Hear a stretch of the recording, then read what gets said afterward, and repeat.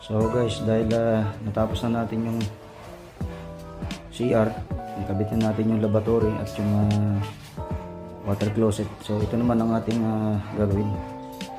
So bali kakabit na natin yung fittings doon sa ibaba, sa ilalim. At itong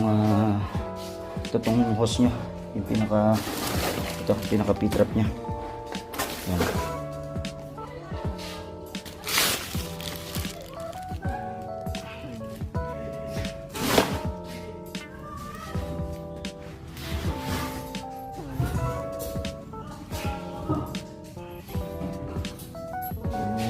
Kailangan tanggalin muna natin itong ito.